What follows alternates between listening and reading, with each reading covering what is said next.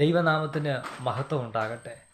ഒരു ചെറിയ ഉദാഹരണത്തിൻ്റെ അകത്തൂടെ കർത്താവിൻ്റെ അകത്ത് തന്ന ഒരു ചെറിയ ചിന്ത ഞാൻ നിങ്ങളുടെ മുമ്പിലേക്ക് വയ്ക്കുകയാണ്. ജീവിതത്തിനകത്ത് തെറ്റ് പറ്റാത്തവരായിട്ട് ആരും തന്നെയില്ല. എന്നാൽ നാം അതിനെ തിരുത്തുന്ന രീതികൾ വ്യത്യസ്തമാണ്. ഒരു ചെറിയ ഉദാഹരണം: ഒരു കൊച്ചു കുഞ്ഞ് എഴുതിക്കൊണ്ടിരിക്കുമ്പോൾ അക്ഷരങ്ങൾ തെറ്റുകയാണ്.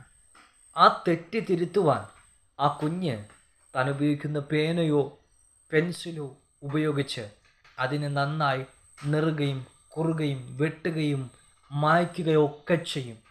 എന്നാൽ ഇതുപോലെ ജീവിതത്തിനകത്ത് ഒരുപാട് തെറ്റുകൾ സംഭവിക്കുന്നവരാണ് നാം ഓരോരുത്തരും.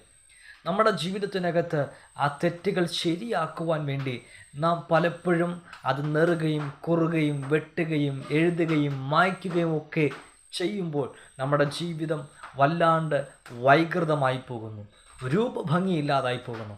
എന്നാൽ ഇതാ വലിയ അവസരം കർത്താവായ യേശുക്രിസ്തു നിങ്ങളുടെ മുമ്പിലേക്ക് വയ്ക്കുകയാണ്. നിങ്ങൾ ആരാകട്ടെ, നിങ്ങൾ എന്തുവാകട്ടെ, എന്നാൽ ഇന്ന് രാത്രി നിങ്ങളുടെ തെറ്റുകൾ തിരുത്തുവാൻ നിങ്ങൾ തയ്യാറാണ്. നിങ്ങൾക്ക് ദൈവത്തിൻ്റെ സന്നിധിയിൽ നേരെയാകുവാൻ, ഒരു നല്ല മനുഷ്യനാകുവാൻ, ഒരു നല്ല ബ്രദറാകുവാൻ, നല്ലൊരു സിസ്റ്ററാകുവാൻ നിങ്ങൾക്ക് ആഗ്രഹമുണ്ടെങ്കിൽ നല്ല കുശവനായ യേശുവിൻ്റെ കയ്യിലേക്ക് കൊടുക്കൂ.